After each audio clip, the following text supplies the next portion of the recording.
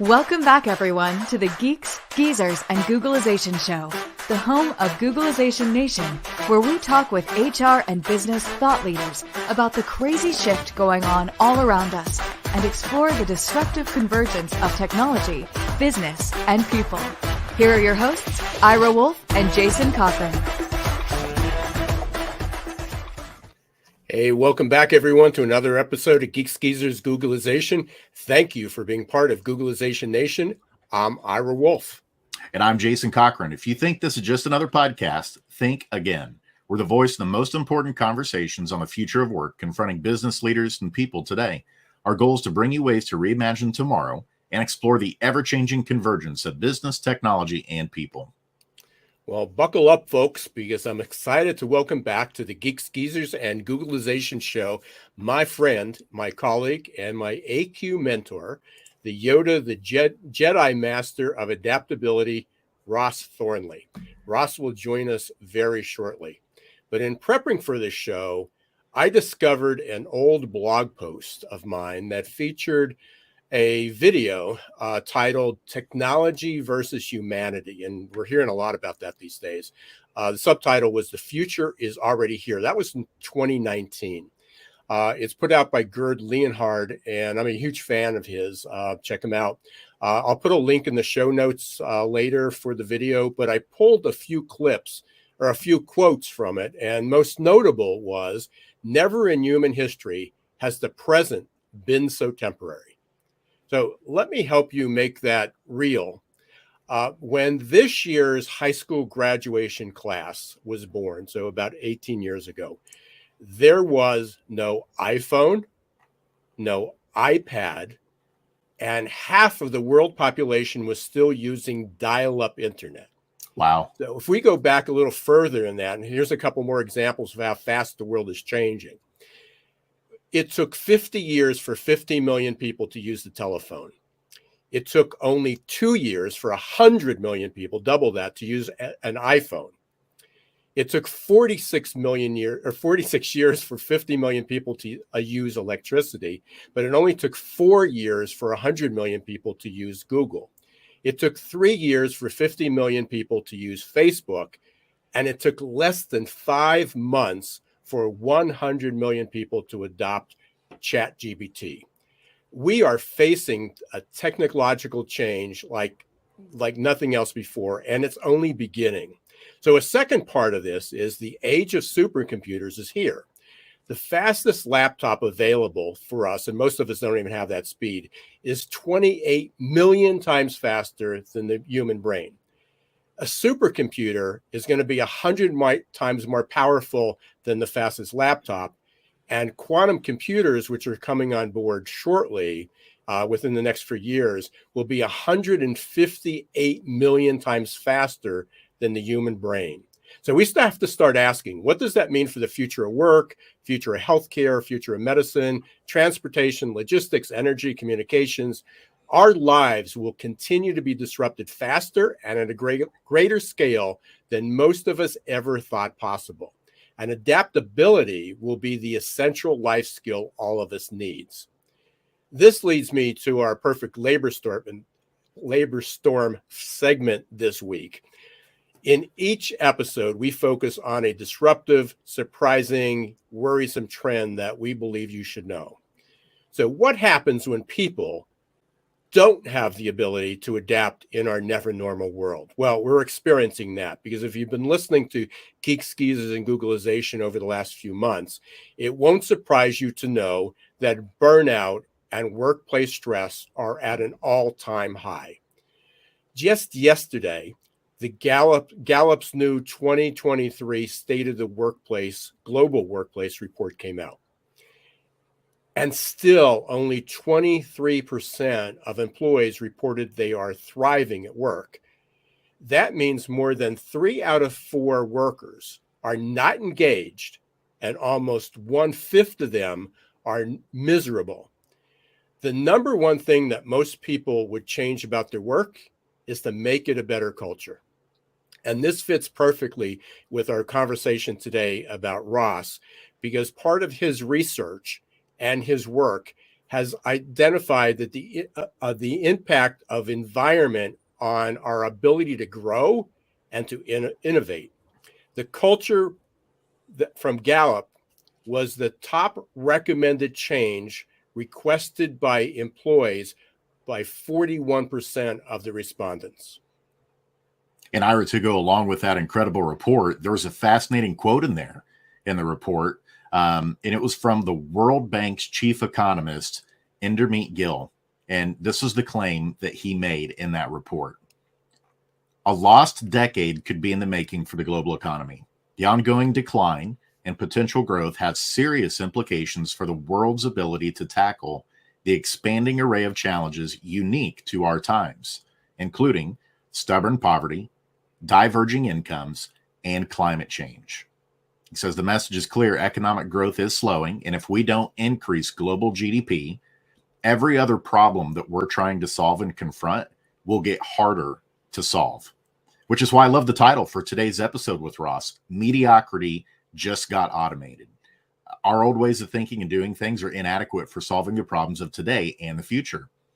And the Gallup data that you just referenced in the perfect labor storm, Ira, they make it very clear that the number one reason we aren't advancing as well as we should be is because we're still struggling with this whole healthy work culture problem, which is the driver for not only helping people feel good about their work, but also creating value in the marketplace and solving these new challenges in front of us.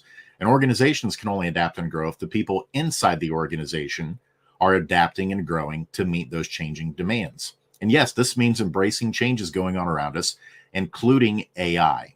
And this is why I'm encouraging everyone I meet, and I know you are too, Ira, start using AI like ChatGPT to learn it and get a feel for it. Don't worry, you're not going to break anything, but start playing with it and understanding the value and transformation that it can bring, not only for what you're doing in business, but how it might be able to help you in your personal life, because avoiding it and living in fear or denial is simply going to keep you on a path of mediocrity that eventually will lead to nowhere. In fact, just last night, I discovered a tool called Coefficient that actually works inside Google Sheets with data sets. It's AI driven, and all you have to do is type in the command of what charts and graphs you want it to make, and it'll create it. So gone are the days of you having to spend endless hours in time creating pivot tables and all that stuff. We now have AI power to do that. But instead of doing things the old way, like I've always done them with the spreadsheets, I sought out a new way. It took me just a few minutes. I tinkered with it, figured it out, and now I've got an AI solution that can come alongside and help me with things like that. Little wins like that, I believe, are the chances that all of us have to take to learn, grow, and adapt in new ways that'll end up adding up in the long run to help overcome the mediocrity of working, the way that we're currently working. And there's no one better to help us understand how to develop and use these adaptability muscles that we need than Ross Thornley, as you pointed out, the CEO and co-founder of AQAI. And so without further ado, let's go ahead and give a warm Googlization Nation welcome to today's guest, Ross Thornley.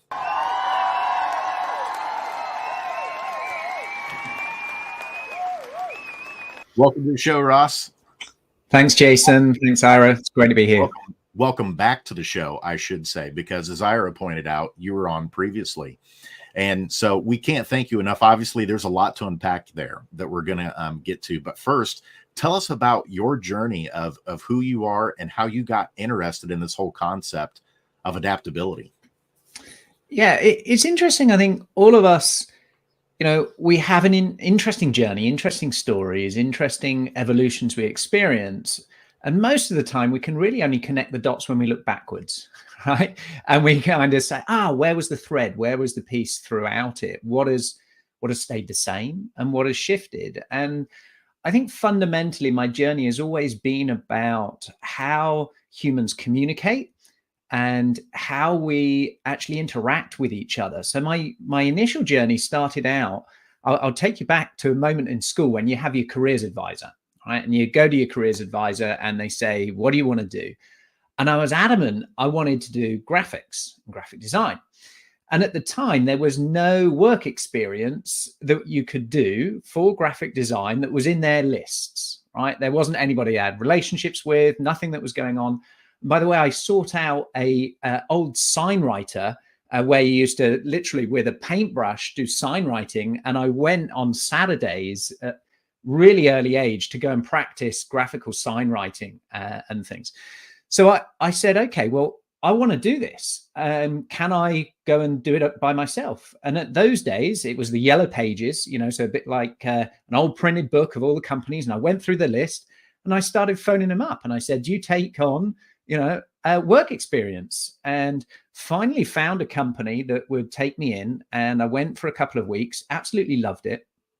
And my first sort of version of myself was very much in graphical communication, and worked for a few different publishers, organizations when it was film output, operating the scanning machine, when people would send in, slides and various things for us to scan to go into magazines. And it evolved to then more or less 20 years of working right in the mix of innovation, brand communication, and build up an agency. And I saw that very much as my schooling as an entrepreneur. Yes, we go to a traditional school. I went to college a little bit early. I didn't go to university. I just wanted to get out there, just wanted to get working. I came from my two parents. Both of them were, when it was my forming years, they were teachers. And my father started out as an engineer. He was an apprentice at Rolls-Royce jet engines. Then had a interesting path of change. They became hoteliers. They moved to Bournemouth, bought hotels and restaurants and teaching. And so it was very much this mix of education with an entrepreneurial upbringing. So for me, it's interesting that going through a design agency and a brand agency, it was this combination of educating people on how to communicate, how do we design, and an entrepreneurial journey of figuring out how do you provide value in the world? How do you build teams? How do you nurture teams? And going from somebody who loved graphics to then, I'm employing people, and how do I manage people, and how do I lead people, and then trying to convince clients to do things. And it came to the point I exited and sold the agency in 2017. It was at the point when we'd done a big project for one of the UN agencies. And it was this mix for me of a calling towards the sustainable development goals. So this to-do list for the planet. So these big challenges, and this emergence of all of the compounding effects of technological shifts. So we were seeing robotics, quantum computing, AI, all of these layering on each other to be able to imagine a sci-fi like world was upon us, and we could go and play in that area. Got involved in innovation, started thinking about people, that ended up in the reality of it was never a technological issue. It was always a human one, to why people, organizations wouldn't change, wouldn't see what the new opportunities were of these technologies. It was a human issue. It was a human challenge that was often preventing a shift.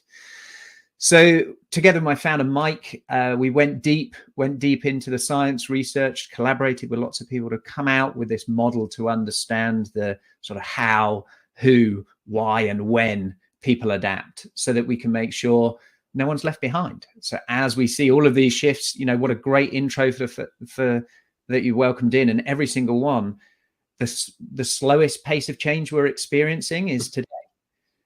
So that whole challenge is an interesting one, and I've always embraced it with a smile, with joy. But there's many people who don't, who are super fearful, who are super, I don't recognize it. It looks alien. It looks strange. It didn't look like something before, so therefore I want to, avoid it. So Ross, I mean, I met you, I think, about 3 years ago, and we've worked together since, and what a journey it's been. But one of the things that was most impressive to me was the model that you came up with, because we talk about adaptability and people confuse adaptability and flexibility. And then we hit, 3 years ago, we basically had this hugest disruptive force that most of us, we think we'll ever see, although I don't know anymore.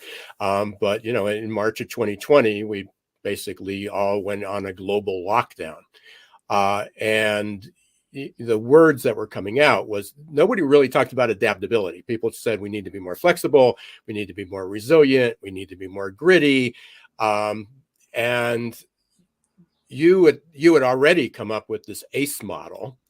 And so if you can quickly, kind of give an brief overview the audience into what that is, because I think it helps understand that adaptability isn't equal to resilience. Resilience is only part of that bigger picture.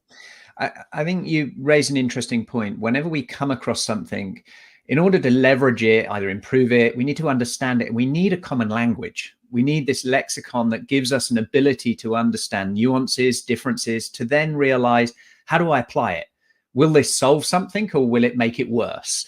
And so that model that we wanted to look at, and I've been a big fan of psychometrics throughout my own career. I've used lots of them in my building my own teams to try and figure out and understand people, and then try and predict what might happen if, what might happen when.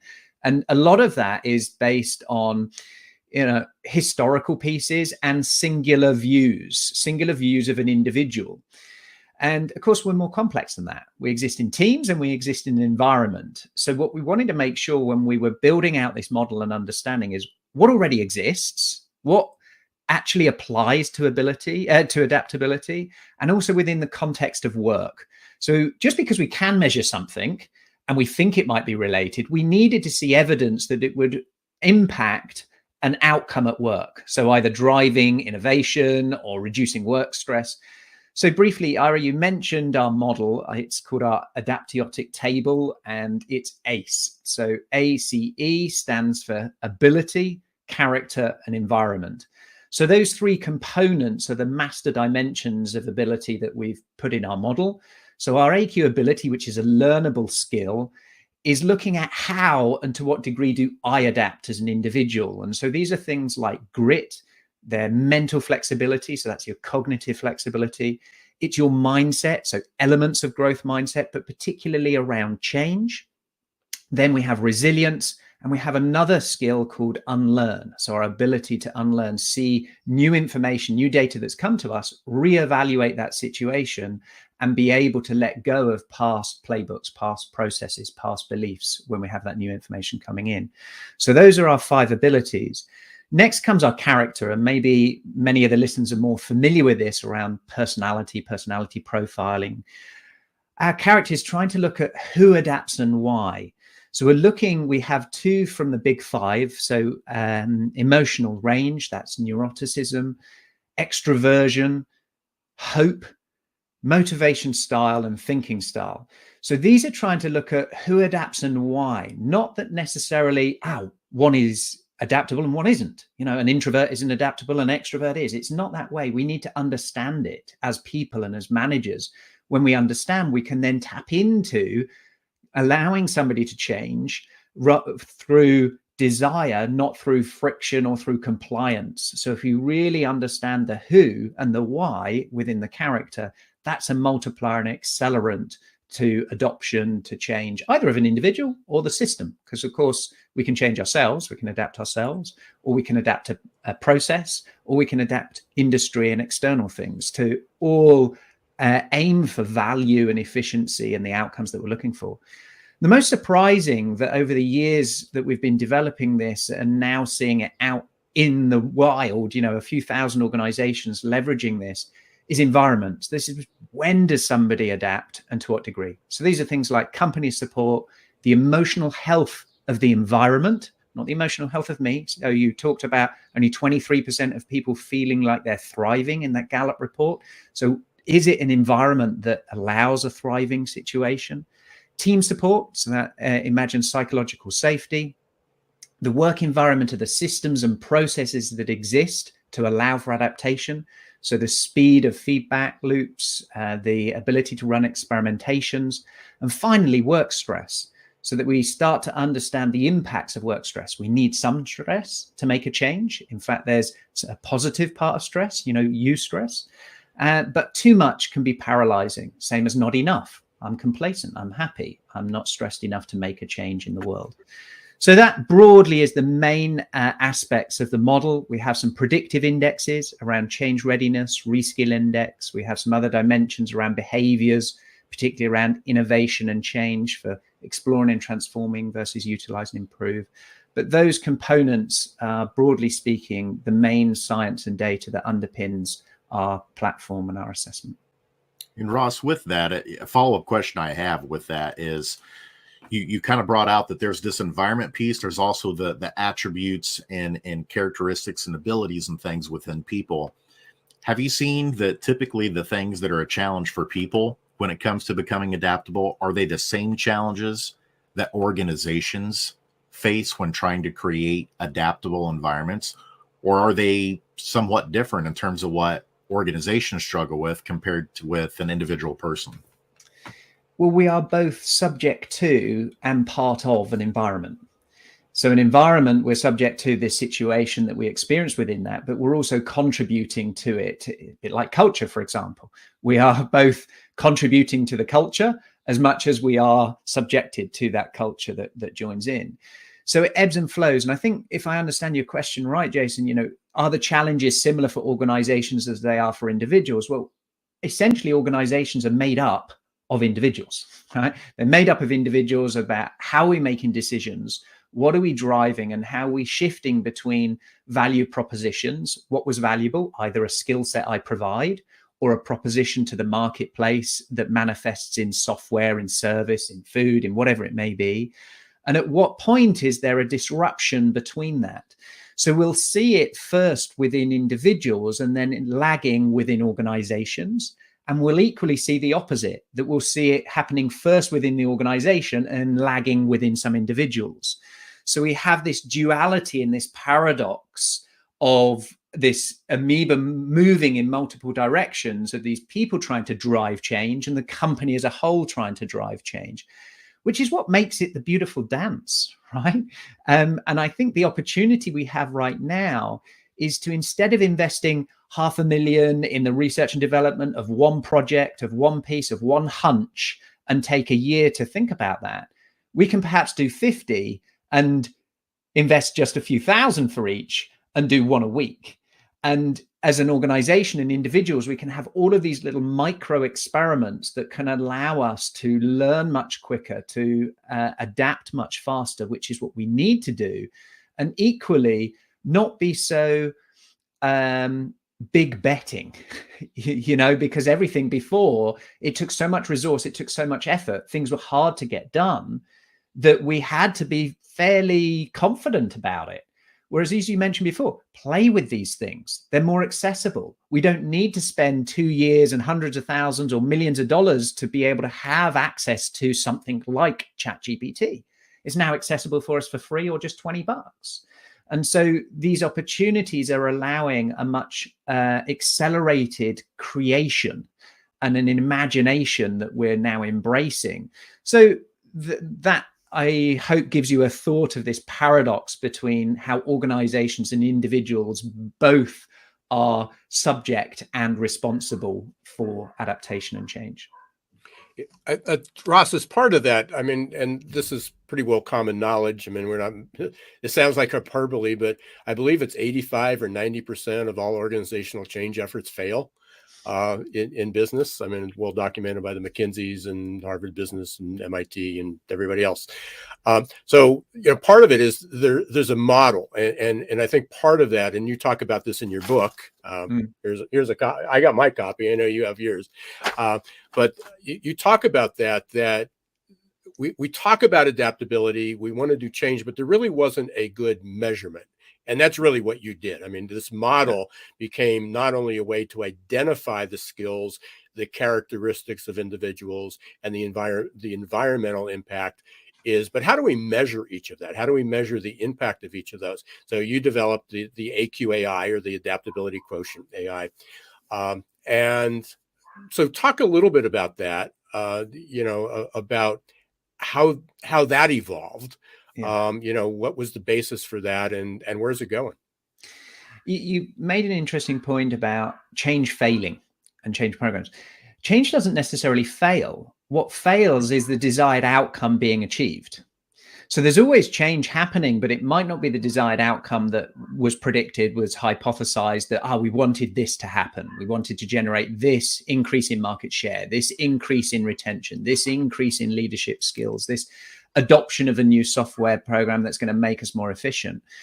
And so what I think the challenge is, and what's come before and what I've witnessed and experienced, is often we've seen it as a process, and we need these frameworks, we need these things, we need agile, we need waterfall, we need Prince 2, we need all of these things to operate in and around change, to make things happen, to get us closer to the prediction being right, budget being right, timeline being right, outcome being right of what we wanted, that was growth and valuable.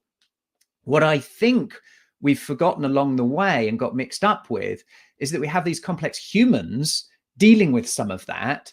We don't understand how they might adapt to a change. So we might go, oh yes, we need the champions of change, or their friction, or we might make biased statements like, they've been here a long time, so they're never going to change, or they created that systems, they've had an applause for years of saying, well done, that was wonderful, that was great, and suddenly their power or their significance is put into question by themselves because their relationship with what went before is strong. So I think what we need to go through is a decoupling of not only what has gone before, my identity, what I created, what's been successful, to allow us a new state, this new playbook, to be able to do change in the new environment we're in. So the first thing we have to do when change happens is do a reality check.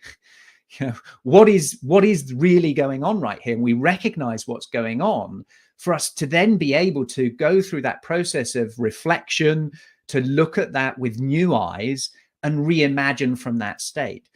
And we need to do that constantly and continually, not just at the start and certain milestones and certain, points, but continually look and reevaluate, because things are shifting so fast. You approach something, you put some pieces into it, but the ability to kill it quickly, is really interesting. I remember Astro Teller, he's the head of X at Google, talking about how do you do real challenging things, really innovative work. And often what we do is we try and keep projects alive. What can I do to keep this alive? I need to get buy-in. I need to get the sponsors. I need to prove this. I need to do a business case around it. And what he wants to know is, I want to know super quickly how that this should be killed. So what are the two things we need to know right now that would kill it? Not what are the things we need to know that would keep it alive? Because if we kill it now, we're then going to be able to move to the next piece. So I think when we were looking at the AQ model and starting to think about how will this affect people's roles, skills, organizational shifts in learning and development, in the way in which that they operate the new value propositions in the future, solving climate change, solving education, solving some of these big challenges that are there, it comes down to, first of all, we need to understand it. We need some kind of language. We need a measurement. And then we can identify interventions for these things, rather than just talking fluffy around, oh, yes, flexibility, oh, resilience. Let's, do some meditation. Let's do some sleep. How is that affecting the outcomes we want?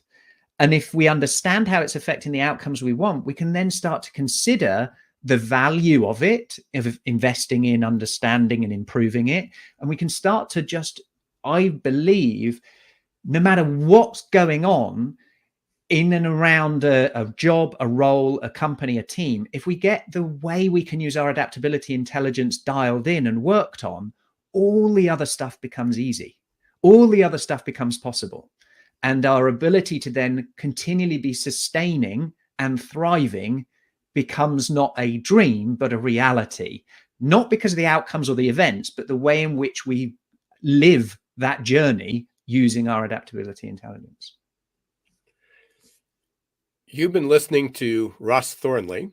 We're on the Geeks Geezers and Googlization show. He's our Jedi Master, our Yoda of adaptability.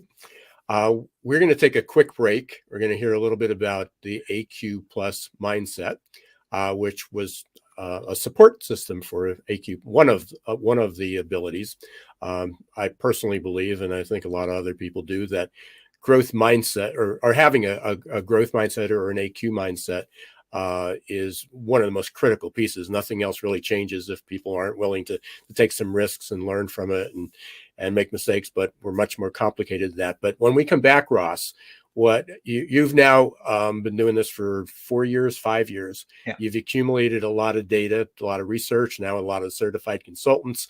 You're able to get even more research from that to talk about what you found. Now that we had the ability to measure adaptability, what are some of the early findings that we have?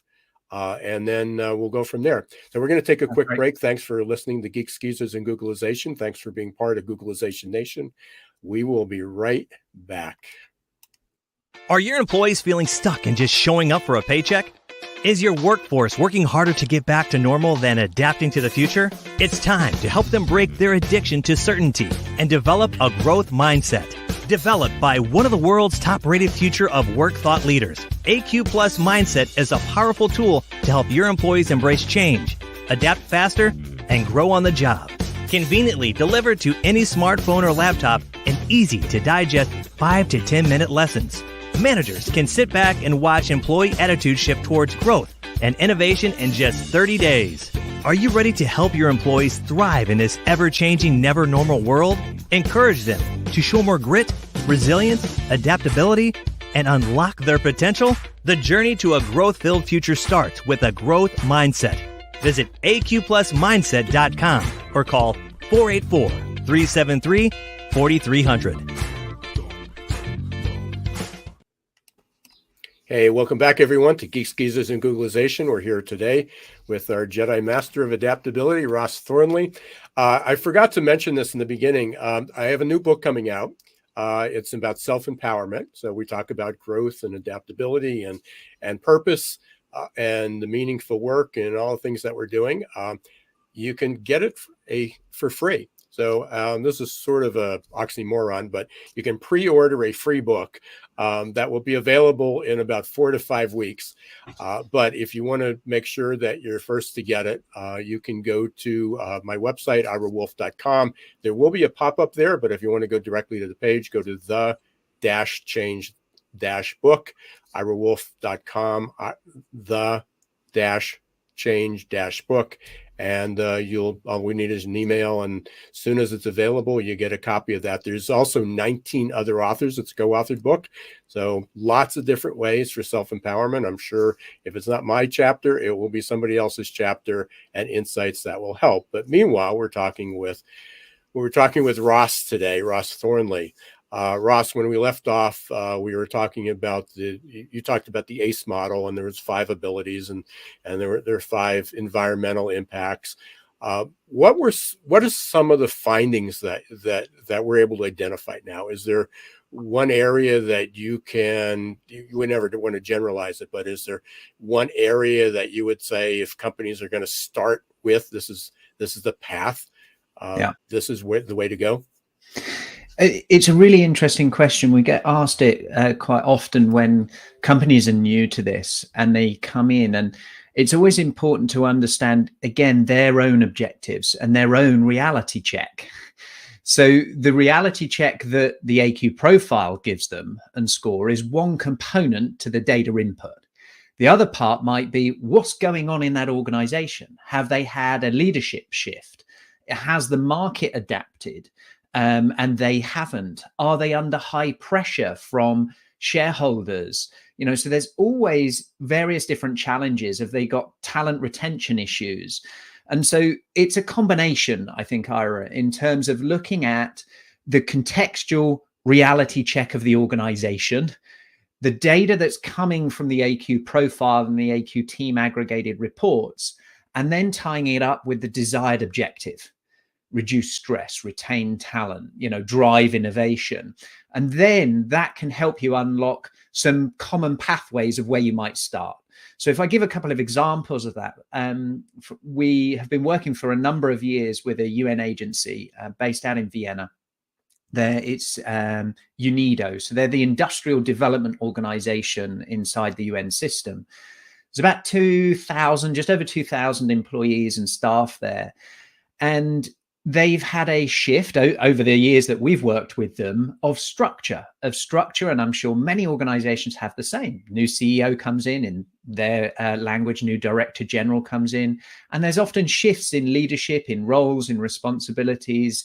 And that movement creates opportunity. It also creates confusion in some cases. And for them, their whole aspect was, how can we drive innovation? How can we drive innovation internally within our organization? And how can we help drive innovation within those organizations that we serve, the member states, the various companies that they're helping to embrace Industry 4.0, embracing innovation to be relevant for tomorrow? And I think for them, what was interesting that we've also seen as a commonality is this desire to get a couple of things right. Hybrid, a real challenge, hybrid working, and digitization. Two big challenges. We've seen an absolute explosion of digitization where AI now is unlocking a realm of, wow, how do we do this? What do we do? Should we do things? If you're Samsung and you've put in some code IP and you've infringed and then it gets banned, or other areas, there's so much confusion about it internally about adopting something that's new and different. So we had this desire for innovation. We had a couple of programs happening around digitization and around figuring out hybrid work. So those two components then saw out, and this was backed by some of the data that came in there. One of the key parts was unlearning. So they'd been around a long time. So they'd got embedded processes, playbooks, propositions, software, ways things have done before that were now no longer serving them. They had gone from being an efficiency driver and a productivity driver to being a ball and chain that were holding them back. Policy, regulation, governance, all sorts of things, together with just habit, human habit of the way of doing things. So unlearning was a really interesting area for them to start for a few reasons. One, it was a bit new and novel as the concept, but it also became super practical for them really quickly through a few of the interventions and outcomes. So one was unlearning. The other one is around the psychological safety and team support and company support. But if I just pick on unlearning, I'll give you one real example that is about the way they do things, and another example of how it's affected some people individually within there without breaking too much, confidentiality. But one of the challenges is everyone has a communication style. And that communication style might be individualized or mandated as a way in which, i.e., your brand tone, your brand style, how do you communicate into the world? And the UN has as a whole, a brand style, a way of writing, a way of communicating. And for many inside, it was frustrating, but it's the way it's always been. So it was difficult to write in that way, and nobody liked reading it in that way. And it wasn't until they saw this opportunity of thinking, what do we want to change? What's no longer serving us? Where could we start small to unlearn something? So a few of them picked, hey, what if I wrote it differently? What if I wrote it in a different style? Would I enjoy doing it more? Would it end up with the right communication and action and behavior out the other end? And would they enjoy it more? And so they had these glimmers and pockets of giving themselves permission to do something differently than they'd done before. And like our muscle, we don't go straight in on the biggest heavyweight problem, challenge, or burning fire. We start off with a little one to do those low rep, low risk repetitions of opportunity. So in unlearning, they started to build that muscle, started to gain confidence and see the ripple effect and impact that allowed them not only as individuals to see it differently, but for some of the systems and playbook and process to shift. So that wrapped into figuring out hybrid, how they store information, where they store information, going to cloud, all sorts of initiatives that have had blockers in the past through fear and risk that are now seeing glimmers of accelerated speed of adoption of those things. Equally within roles. So a few individuals through this process of understanding the way they adapt were able to have different dialogues within their line management and people to figure out an area where they can provide much better value than they have been before. And so it allowed a redundancy of some tasks and an opportunity of new scope, new areas that people could work in to be inspired of those things. And we need that combination of the push and pull. to be able to let go of some old things that we didn't like or don't like doing, and the room and excitement to experiment and permission to do some of the new things. So I hope that's been helpful of a more practical story of an organization, of what they've been going through, and maybe some of the listeners that resonates of getting hybrid right. How do you do digitization and digital transformation within organizations, and how practically can that start and get done with people? Ross, you glossed over this initially, but I think these are a couple of the more brilliant parts of where the AQAI can go and how we can measure that. So you talked about the 15 primary dimensions, but there were other measurements of looking at the change readiness of the overall organization. But there were two scales in there that became super interesting to me. And then over the last 3 years, they seem to be coming out more and more. And in the book that I suggested to you and, well, everybody on the planet probably, which is Tomorrow Mind. By the way, in September, it's Dr. Marty Seligman, which many people may recognize. And then the co-author of that was Dr. Gabriella Kellerman. She's actually going to be on Geeks Geezers and Googlization in September. So we're really excited about that. But they talked about the difference between exploration and exploitation of a different mindset.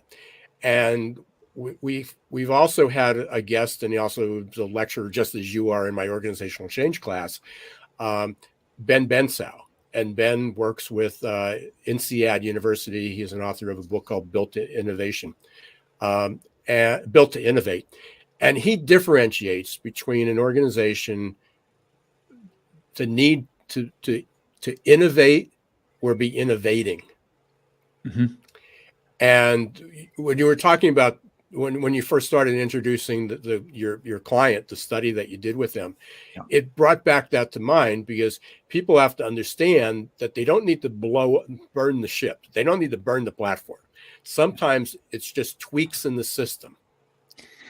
I think it's a really interesting point, and organizations that have longevity get good at both of these things, right? They can live in the paradox world of being able to utilize and improve. So that's all about productivity and efficiency. And we've got really good at that over decades. We've had the processes, systems in place to look at productivity and efficiency, to squeeze the juice out of what we do. And data is a driver of that. And it allows us to look at a way of doing something and look for those efficiencies, and we can utilize and improve. So we want to extend the value over time, and we can extend it in multiple ways, right? We can do it through geographical growth, through cost reduction growth, through margin growth. So there's lots of ways that are drivers of that shift of utilize and improve what already exists. We then, at the same time, have this opportunity of exploring and transforming brand new things.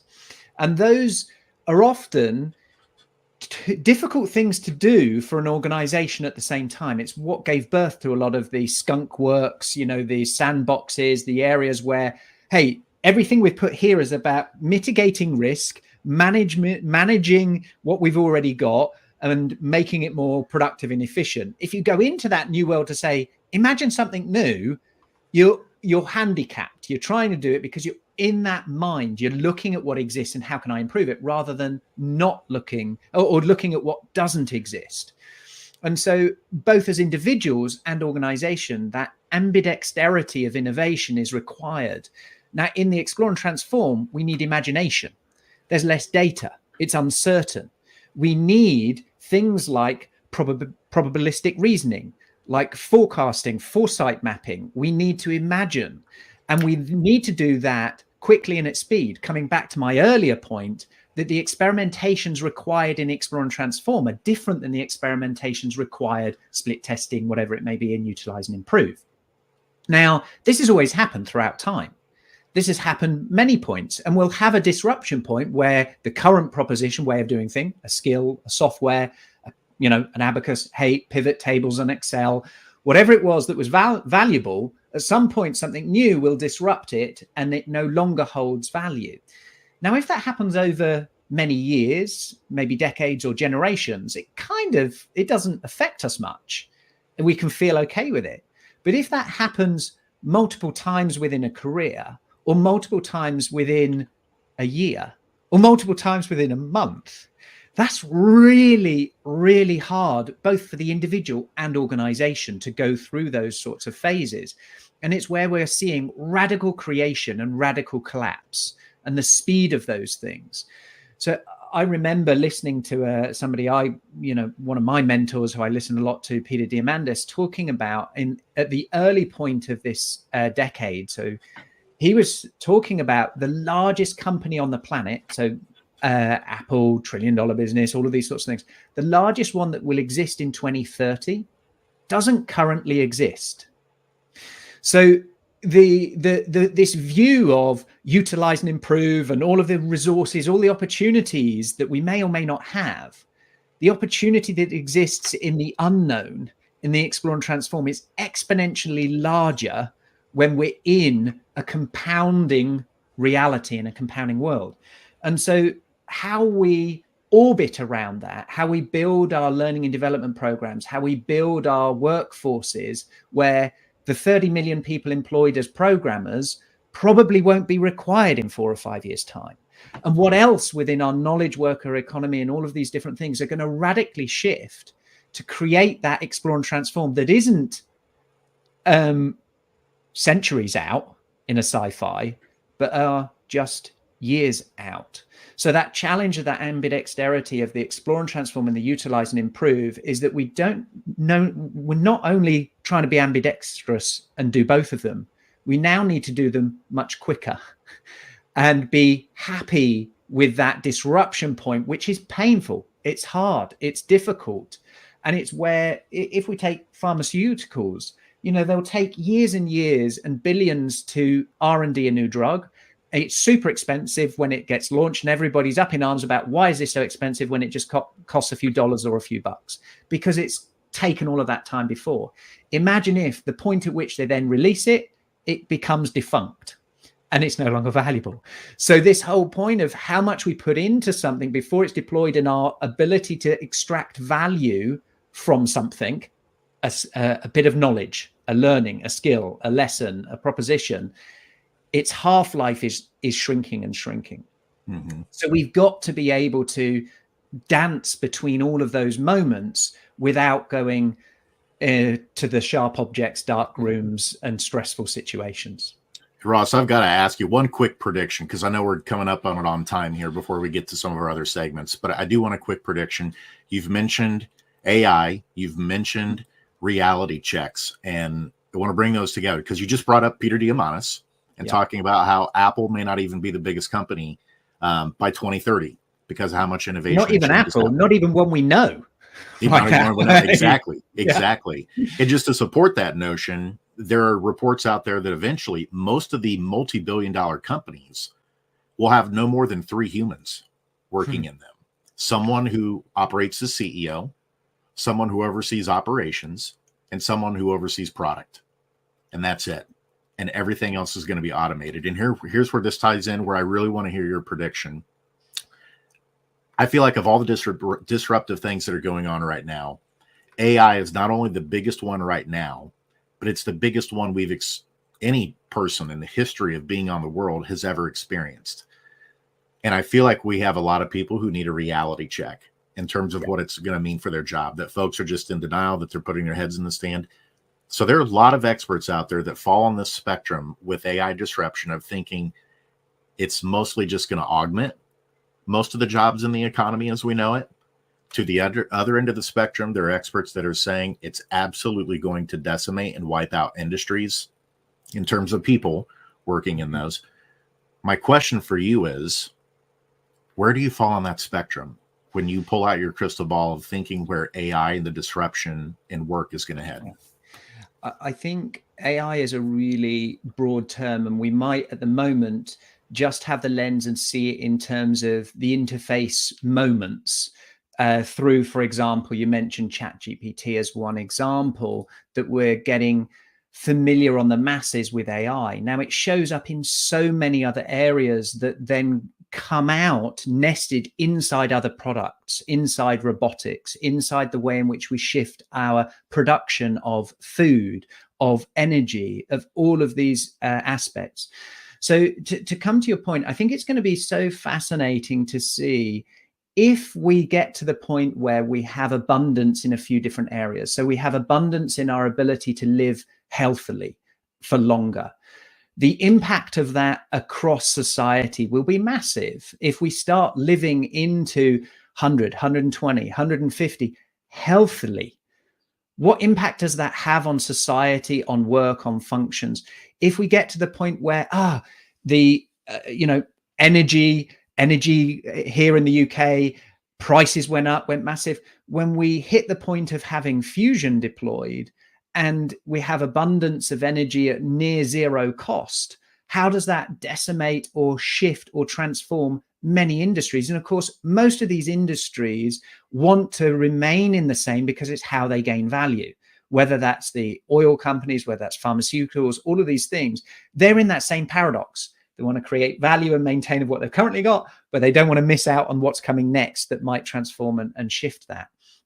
So to come back to your point, a little bit of the crystal ball of these things, and it reminds me of a great book, The Company of One. I think it came out in 2016, and it was, this early predictor of we don't need to, in order to scale our businesses and our impact, human beings. We saw it through various shifts with machinery and various pieces. We're going to see that at another point. My belief, and maybe perhaps my hope and desire, is that whilst we can do those things and they'll become available to all of us, let's still remember there's still half the planet that aren't connected to the internet. There is still billions that don't even have access to a toilet. And yet we're talking about all of these massive, shifts in technology. I believe that there will be the creation of imagination of so many different solutions, so much choice of things that we won't necessarily need humans, but in certain aspects and certain roles, but we could choose to. And I feel that it will be a connection of society that will want to be together, but be together in different ways. We've gone together for a lot of our lives of how we've spend our time is by working. Well, if we take care, universal basic income, various different things about how this might get solved, is how will we now shift our time into learning, into creating new things that we'll want to do that with other people. I have a yearning to be around other human beings and hang out and connect and communicate and tell stories and imagine. I don't just want to be a TaskRabbit producing things and solving problems using a computer or using technology in certain ways. I want to do it with other human beings. So I think we'll see this resurgence of gathering well that isn't necessarily about gathering around a workplace to work, but it will be a shift in the way that we do that. I don't know when that might happen, but I think it could be sooner than we think. Brilliant, Ross. It's almost like you were on an episode that Ira and I recorded yesterday with a good friend, Susan Lindner. We were talking about the very thing you just brought up, which is we've kind of been programmed to think you just have to work your 40, 60 hours a week. That's just how life is. And it's like, isn't it a beautiful picture to think, and a very hopeful picture, that in the future, like you said, there's universal health care. There might be some universal basic income, and we're still being more productive because we have AI that's helping augment things, but that frees up more of our life to do the things that, to move us out of what you call being task rabbits, and allows us to enjoy more of the fruits of bring living. Us joy, to bring us, a deep desire to connect with ourselves, with each other, with creativity in different ways that can show up. And that's not just humanity, arts, dramatization, all of these things. It's all of the above, whether that is in every single industry, every single area. And there's still a lot of work to be done, right? There's still a lot of work to be done around how we treat society, how we treat marginalized individuals, how we imagine communication differently. We've already got brain-computer interface chips functioning now. Imagine when we get connected in different ways and we can choose these things, what might be possible and how we might interact with each other in new realms and new ways. It just fills me with joy and excitement, but to go in with my eyes continually open and to continually ask the questions, to continually think about the secondary, third order, fourth order impacts of decisions we make today, and try and mitigate the outcomes I don't want and try and maximize the outcomes that I do want. Hey, Ross, I normally close with this, but I'm afraid this will be another hour or two. So we're going to have you back. I usually say, what didn't we ask you, but we should have? And I think that's just going to open a whole other can of worms. I could do it in 30 seconds if you want. Oh, yeah, absolutely. One of the things that I wanted to cover in piece is the role of companies and organizations in relation to employment and people, and what should they be doing in that? Because the different roles of what should parents do for children, what should schools do for children, what should work do? And work was always, no, what do the individuals do for the company? Not necessarily what the company does. They just write a check and do a few pieces. And for me, the opportunity is around learning. And it's the opportunity of learning and embracing learning. And I know you mentioned you'd written a new book. My latest one, The Future Ready L&D Professional, is thinking about L&D from a new aspect, a new perspective. And that's the one thing that I think is so valuable and important. And a joyful part of humanity is to continually learn and explore. You have an open invitation to come back, and we'll ask that question. And I'm sure we'll eat up another hour very easily. Absolutely. And with that, Ross, we're going to hop into our lightning round real quick as we get ready to close things up here. So just a few questions to get to know you a little bit better on a personal level and help our listeners do the same. So let's start with this one. If there was one person in the history of the world that you could meet or spend the day with, who would it be? My wife. Perfect. And hopefully she's watching too, so that she's got verification of the brownie points. Absolutely. Yep. That's who I've chosen to spend the most time intentionally with. And that brings me all of the above that we've talked about in the last hour into my life. I love that. And Jerry and Rachel, when you watch this episode, just know the answers for Ira and me are the same that Ross just gave. Okay. We totally want credit for that, especially as Father's Day is coming up this Sunday here in the States. It's actually Jerry's birthday today. Happy birthday, Jerry. I'm going to have to text her after we're done with the show. Okay, next one. How about a hidden talent or something people would be surprised to know about Ross Thornley? A hidden talent. Maybe